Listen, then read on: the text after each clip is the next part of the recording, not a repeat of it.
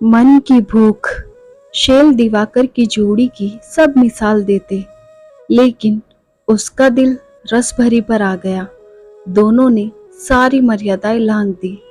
शिमला की खूबसूरत वादियों के बीच बसी उस छोटी सी जगह पर रहने वाला हर इंसान, चाहे वो मनचलों की टोली हो या दोपहर की नरम धूप सेकती औरतों की मंडली, कोई न कोई रस भरी की बात जरूर छेड़ता। हे भगवान, लाज शर्म तो एक किनारे रख दी है इस औरत ने। ऐसा नहीं था कि उसे लोगों की दुर्भावना या सद्भावना के बारे में पता नहीं था। वो ये भी जानती थी कि लोगों ने उसके क्या क्या नाम रखे हैं, लेकिन इन सब बातों का उस पर रत्ती भर भी फर्क न पड़ता। रोज सुबह 9 बजे इठलाती पल खाती सुनैना, जिसे चाहने वाले आहे भरकर रस भरी कहते, पति के साथ ऑफिस जाने के लिए निकलती तो उसकी पतली कमर पर नाभि को दर्शाती जॉर्जेट की साड़ी, स्लीवलेस ब्लाउज से झांकती लंबी बाहें, काली आंखों को काजल से और भी कजरारी बनाती रेखाएं और गर्दन पर झूलते बालों के गुच्छों को देखकर राहगीरों के दिल हाय हाय कर उठते और मनचले जल जाते। फुसफुसाहट भरे स्वर में सब कहते, ब्यूटी विद बीस्ट। काली आबनूस सी बहुत ही साधारण नाक नक्श वाली सुनैना खूबसूरती के पैमाने पर कहीं भी खरी नहीं उतरती थी, लेकिन उसकी सज धज अदाएं पुरुषों को रिझाने के लिए काफी थी। उसे आते देखकर क्या बूढ़े क्या जवान सब नजर भर देखते जरूर थे, और वो इंतजार करते प्रेमियों के दिलों पर एक एक पांव रखती हुई बड़ी अदा से गुजर जाती। पूरे रास्ते श्यामा के पति गर्दन नीची करके सिगरेट के छल्ले उड़ाते हुए खामोशी से गुजार देते। ऐसा लगता जैसे वो सुनैना के कदमों का संतुलन देख रहे हो, कहीं किसी मोड़ पर कदम थम तो नहीं गए, चाल धीमी तो नहीं पड़ गई। जब मैंने पहली बार शिमला की उस रस भरी को देखा तो मन में उत्सुकता जगी उसके बारे में जानने के लिए। सोचती हूँ, न जाने क्यों स्त्री के साथ छलनामयी तिर्या चरित्र, न जाने कितने अच्छे बुरे विश्लेषण जोड़ दिए गए हैं। सच तो यह है कि पुरुष का मन ही एक ऐसी गुफा है जिसमें घुसकर वो स्वयं राह नहीं ढूंढ पाता, जैसे दिवाकर नहीं ढूंढ पाए। मन मरीचिका के पीछे भागते रहे, हाथ में लपकने पर ही समझ में आया होगा कि वो तो सूखी रेत ही पा सके।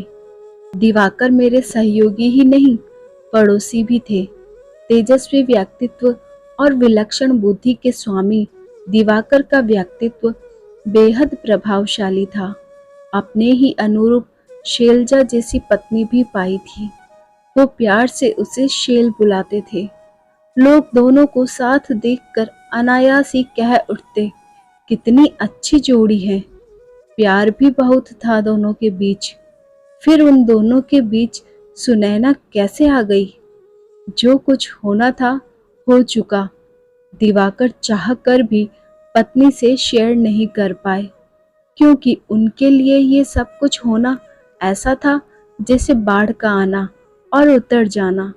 वो यही सोचते रहे, शैलजा अपना आंचल पसार कर दिवाकर के तन और मन पर जमे मेल को साफ कर दे। लेकिन नियम कानून के बंधन में बंधी जिंदगी जीने वाली शैलजा के संसार में यह बात सोचना भी महापाप था कि उसके पति के जीवन से बाढ़ जुड़ी है। दिवाकर पत्नी को समझा ही नहीं पाए कि जैसे सूरज का निकलना एक सच है, उसी तरह सूरज का अस्त होना भी एक सच ही है। दिवाकर और शैलजा दोनों ही मेरे घनिष्ठ हो चुके थे। उनके सुख दुख, उलझने, मुस्कुराहटें और ठहाकों से अनजाने में ही मैं जुड़ती चली गई। हम रोज मिलते। अगर मैं किसी दिन नहीं जा पाती तो शैलजा खुद मेरे घर पहुंच जाती। एक दिन जब मैं उसके घर पहुंची तो देखा दोनों के बीच बहस छिड़ी हुई थी। औरत हमेशा नाक की सीध में देखती है, न दाएं न बाएं। दो आंखें एक ही समय में दो चीजें देख सकती हैं। ये औरत को समझ में नहीं आता और न ही वो समझना चाहती है। दिवाकर खींचते हुए बोले, मुझसे बेकार की बातें मत करो। शैलजा भी आवेश में आ गई। अच्छा, अगर कोई स्त्री तुमसे आकर कहे कि मेरा किसी से संबंध है तो क्या करोगी? तुम्हें हमेशा हमेशा के लिए छोड़कर चली जाऊंगी। मुझसे एक बार पूछने की कोशिश भी नहीं करोगी? करूंगी, फिर भी कदम यही उठाऊंगी। दिवाकर उठकर खड़े हो गए, जैसे हार गए हो। उनके चेहरे पर अकुलाहट, विवशता एक साथ आकर ठहर गए। दिवाकर ने आखिरी प्रयास किया। मान लो, अगर तुम्हारा मन किसी पर आ जाए तो तुम क्या करोगी? इस पार या उस पार कर दूंगी, दोनों साथ साथ नहीं चलाऊंगी। मैंने ध्यान से दिवाकर का चेहरा पढ़ने की कोशिश की। हमेशा हो होकर हंसने वाले दिवाकर आज उदास थे। उनके पास कुछ कहने के लिए जैसे शब्द ही चूक गए थे। मैं दिवाकर का मन पढ़ना चाहती थी, समझ नहीं आ रहा था कैसे। इत्तेफाक से एक सर्वे के लिए कुछ दिनों के लिए मुझे और दिवाकर को खंडाला जाना पड़ा। वही मौका मिला दिवाकर के मन को टटोलने का। दिवाकर ने मुझसे आश्वासन लिया कि वो मुझे जो कुछ बताएंगे वो मैं किसी से नहीं कहूँगी। मैंने आश्वस्त किया तो उनके मन की परतें धीरे धीरे खुलने लगी। सच तो यह है कि जब मैंने उसे पहली बार देखा तो उसके प्रति मेरे मन में किसी भी प्रकार की भावना नहीं जागी। हाँ, उसको देखकर कौतूहल जरूर हुआ। ऑफिस आते जाते वो अक्सर मुझे दिख जाती। मैं अनजाने ही उस पर ध्यान देने लगा, उसकी देह की नाप तोल भी करने लगा। सुनैना शायद मेरी कमजोरी जान चुकी थी, तभी तो वो शायद मेरा इंतजार करती थी। और जैसे ही मैं उसके गेट के पास पहुंचता, वो गेट खोलकर मेरे आगे आगे चल पड़ती। लेकिन तुम तो कार से। मुझे याद आया, पहाड़ी रास्तों पर बरसात के दिनों में चलना कितना कठिन होता है। किसी ने दिवाकर को टोका भी था, क्यों भाई, तुम्हारी गाड़ी बिगड़ गई या बिगाड़ दी गई है? तब दिवाकर जोर से ऐलान करते हुए कहा, पैदल चलना सेहत के लिए जरूरी है।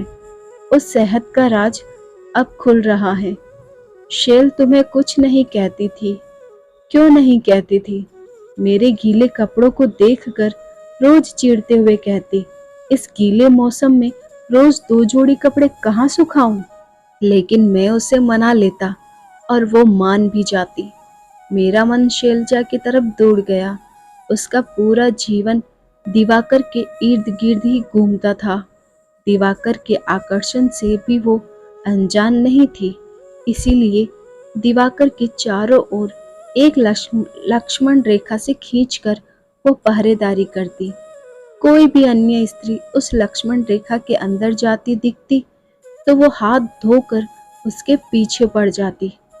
आप सोच रही होंगी कैसा वहशी हूं मैं, एक जानवर, लेकिन यही मेरा सच है। शैल की जिंदगी रेल की पटरियों पर चलने वाली गाड़ी जैसी है। जरा सा चूक हुई नहीं कि सब कुछ खत्म हो सकता है। वहां न कोई माफी है और न कोई दया। वो ये सब जानकर कभी नहीं मानेगी कि मैं प्यार उससे ही करता हूँ। मेरे दिल में सिर्फ शैल बसी है। सुनैना तो मेरे लिए केवल मात्र भूख थी। भूखे को जो भी मिले स्वादिष्ट तो वो ही लगता है। यही है एक भूखे का सच। मैं कुछ कह न सकी। दिवाकर अपनी बात कहता जा रहा था। उसने मुझे रिझाया, मैं रीझ गया। मुझे उसकी देह खींचती थी, लेकिन उस देह का भोग वितृष्णा जगाता। बस करो दिवाकर, बहुत हो गया। मैं और सुनना नहीं चाहती थी। मैं जानता हूँ मेरी ये उन्मुक्त भाषा, ये सब आपको बहुत भद्दा लग रहा होगा, लेकिन आपने मुझे सुना, इसलिए मेरा मन बहुत हल्का हो गया। आपकी नज़र में मैं आदर्श पति नहीं हूँ, लेकिन आपको यह तो मानना ही होगा कि इसी दुनिया में ही तो है सब। तुलसी मीरा पढ़ने वाला कभी घासलेटी कहानी भी तो पढ़ सकता है। अगर किसी ने पोर्नोग्राफी स्टोरी पढ़ ली तो क्या उसे तीर्थ यात्रा पर जाने का अधिकार नहीं? खंडाला से वापस लौटकर मुझे शैलजा से मिलने का मौका ही नहीं मिला। एक दिन मुझे थोड़ा समय मिला तो मैं शील से मिलने उसके घर पहुंच गई। मुझसे मिलकर वो फूट फूट कर रोने लगी। कारण जानना चाहा तो बोली, हिम्मत तो देखो उस काली कलूटी की, दिवाकर को देखकर मुस्कुराने लगती है। मुझे तो सबने पहले ही कहा था कि उस दुष्टा से बचकर रहना। उस दुष्टा को खरी खोटी सुनाकर मैं तो सीधा भी कर देती, लेकिन दिवाकर ने रोक लिया। पिछले 7 दिनों से मैंने घर के बाहर कदम नहीं रखा। लगता है मुस्कुराने लगती है। मुझे तो सबने पहले ही कहा था कि उस दुष्टा से बचकर रहना। उस दुष्टा को खरी खोटी सुनाकर मैं तो सीधा भी कर देती, लेकिन दिवाकर ने रोक लिया। पिछले 7 दिनों से मैंने घर के बाहर कदम नहीं रखा। लगता है जैसे सब मुझे दया की नजरों से देख रहे हैं। शैल दिवाकर की एक भूल मुस्कुराहट का जवाब मुस्कुराहट से देने की भूल को तुम क्षमा नहीं कर सकती। वो तुम्हें बेहद प्यार करते हैं। मैंने उसे समझाया। क्या मैं जानती नहीं कि दिवाकर मेरे बिना नहीं रह सकते? वो मुझे कभी नहीं छोड़ेंगे। उन्होंने मुझे आश्वस्त किया है। फिर ये घर तो उनका है, मैं उन्हें भला कैसे निकाल सकती हूँ? और खुद भी कहाँ जाऊँ, कहाँ रहूँ? मैं जानती थी दिवाकर की इस भूल को शैल माफ भी कर दे, लेकिन जिस भूल को दिवाकर ने खंडाला में स्वीकारा, क्या उसे वो कभी माफ कर सकेगी? धन्यवाद दोस्तों। आई होप आपको ये कहानी पसंद आई हो तो हमारे चैनल को लाइक, शेयर और सब्सक्राइब कीजिए और बेल आइकन को प्रेस कीजिए ताकि न्यू स्टोरी का नोटिफिकेशन आपको मिल सके। Thanks for watching.